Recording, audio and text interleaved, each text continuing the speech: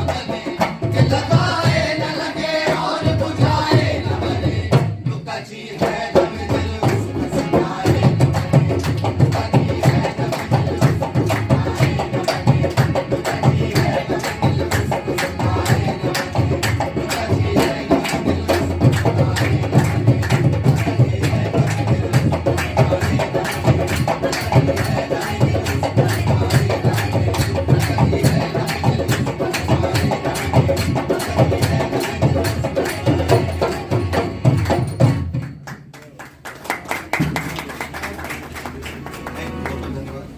मैं चाहूंगा आखिरी गीत से पहले मैं अपने कलाकारों का परिचय करा। ढोलक पर है जीत हरिवाल, करुणा साही, वर्षा दुबे, लक्ष्मी साहू, सुप्रिया पांडे, छाया श्रीवास्तव, योगी चौहान, अक्षत सिंह, शिव कुमार कटारिया, हरीश श्रीवास्तव,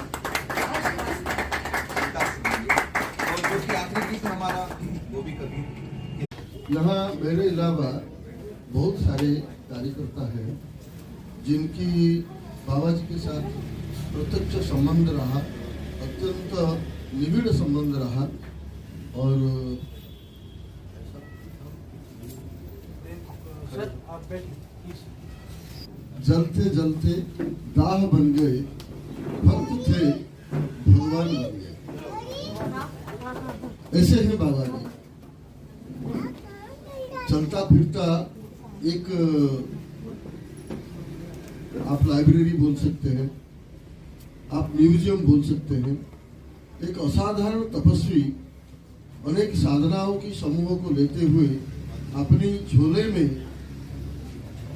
समेटे हुए जाने वाला एक चलमान व्यक्ति है। एक पोस्ट कार्ड में सारे तत्व ज्ञान को 2-4 लाइन में समझाने वाला ऐसे व्यक्तित्व है।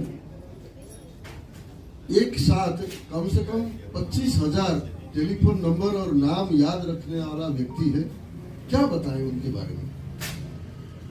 एक बार जो उनके संस्पर्श में आ गया तो वो उनका हो गया। ताई जी बता रही थी उज्जैन में एक बार भेंट हुआ वो उनके हो गए। और आज अगर 80 साल की उम्र में पैर में चोट लगा है, अभी भी वो सही ढंग से चल नहीं पाती, 7 बजे रात को यहाँ कार्यक्रम में आएगी उसकी प्रेरणा। बस इतना पर्याप्त है बाबा जी के बारे में।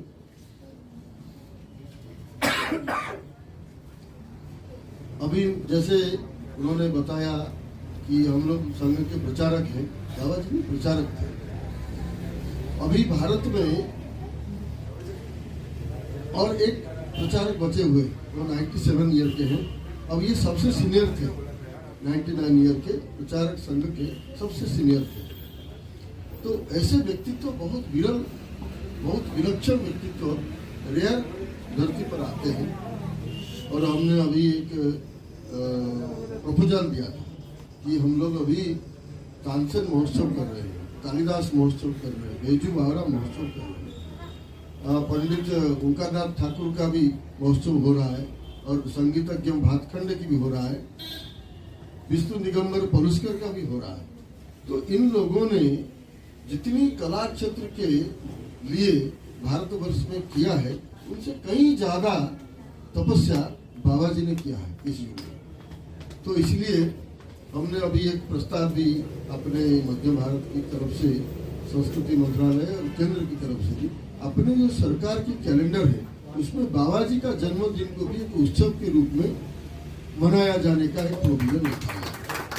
और ये एक बहुत बड़ी उपलब्धि होगी और एक आवश्यकता भी। कंटेम्पोररी हम शब्द बोलते हैं, समकालीन। अगर आज के युग में अब हम लोग कभी हरिदास को देखे नहीं, कोई विष्णु दिगंबर पलुस्कर को देखे नहीं, लेकिन हमारे सामने हम बाबा को देखे। वो जिए कैसे, गए कैसे और आए कैसे। तो ऐसे विलक्षण व्यक्तित्व के बारे में अगर हम लोग एक उसका उत्सव का सृजन करते हैं, और ये अभी संस्कार भारती ने आज से 26 जनवरी तक आराधना महोत्सव करके सारे भारत में मनाने का एक संदेश भेजा है। तो आराधना क्यों दिया? आराधना नाम इसलिए कि वो व्यक्ति जीवन भर आराधना किया भारत माता का। वो वेद का जो शब्द था ऋग्वेद भूमि सूक्त का, माता भूमि पुत्र हम पृथिव्या, उस शब्द का अपने जीवन में वो जी कर साकार करते गए, इसलिए आराधना शब्द रखा गया। और योगेंद्र जी का ये कार्यक्रम एक साथ सब नहीं हो पाएगा, इसलिए एक 7 तारीख से 25 तारीख तक सारे देश में प्रारंभ किया जाएगा। और आज सौभाग्यवश ये कार्यक्रम यहाँ हुआ और मैं बड़ा सौभाग्यशाली हूँ कि आज अपने सामने ऐसे साधक उपस्थित है। आदरणीय आलोक जी उपस्थित थे, भाई साहब उपस्थित थे, प्रेम जी गुप्ता जी उपस्थित थे और मुकेश जी भी बहुत सब सूचना में आ गए। इतना प्रस्तुत नहीं था, तुरंत तो कल शाम को ही बताया और अपने भाई साहब भी बस सूचना ही एक बार हुआ। तो इसलिए मैं तो भाषण नहीं जानता हूँ, जस्ट ऐसे ही आप जानते हो कि भाषण वाषण नहीं होता है, सीधे सीधे जो बातें होती है वही मन में आया बोल देता हूँ। तो बस आगे एक सूचना है, 16 तारीख को रविंद्र भवन में बाबा जी का इस कार्यक्रम का क्रम वहाँ विशाल रूप में करने जा रहे हैं। तो अपने आपको सूचना हो गया, अभी आपको निमंत्रण कार्ड जाएगी, ये सब होगा, इसकी अपेक्षा नहीं रही। अगर पहुँच गया तो अच्छा है, नहीं तो वो कार्यक्रम की सूचना एक तरह से यहाँ हो गया। 16 तारीख को 5 बजे हम लोग सब रविंद्र भवन छोटे जो प्रेक्षालय है उसी में होगा, उसमें हमको पहुँचना है। और छोटा सा जो कार्यक्रम का स्वरूप है वो दुर्गा दीदी उसका सब जानती है, वो बता देगी। और बाकी जो छोटी मोटी बातें हैं वो कुछ कार्यकर्ता अपने हैं यहाँ परिचय करा देंगे, हाँ वो दीदी करा देगी। बस मेरा एक छोटी सी प्रार्थना है कि भाई साहब आलोक जी ने यहाँ आए, 2 शब्द बोलना पड़ेगा आपको। बाबा जी को जानते तो हैं जरूर, थोड़ा सा आपके 2 शब्द के साथ हम लोग इस कार्यक्रम का बस परिचय के साथ समाप्त करें।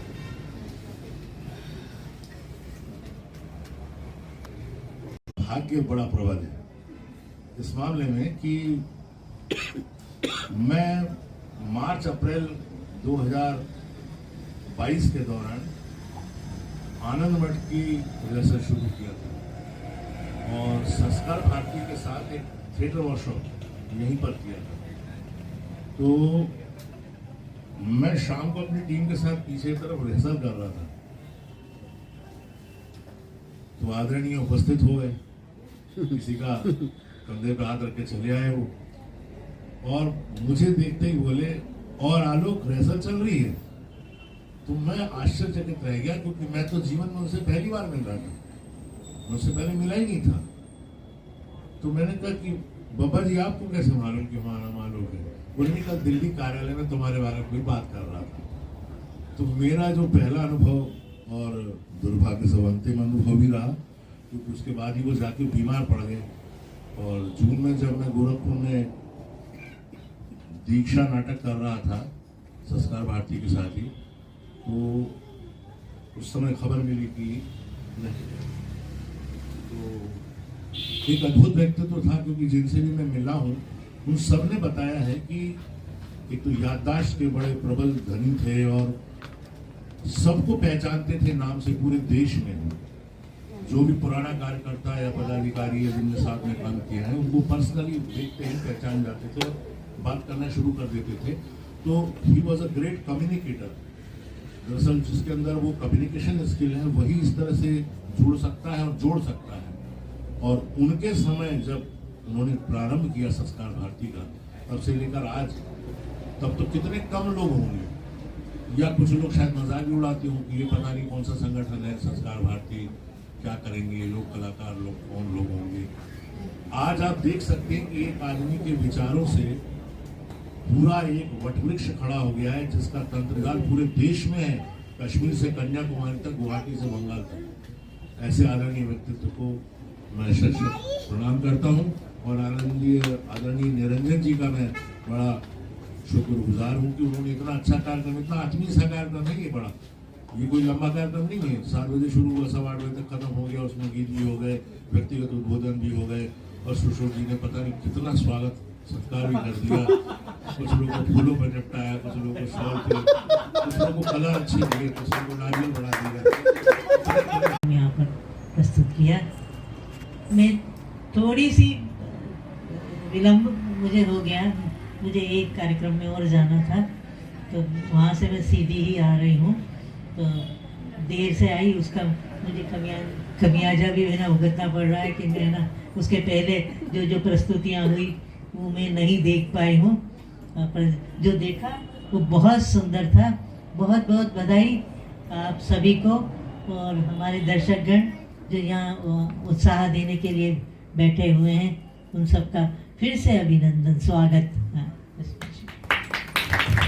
आई मैं आपको यहीं से मिलवा देती हूँ। आज हमारे साथ 2 साथी नए जुड़े हैं भोपाल से।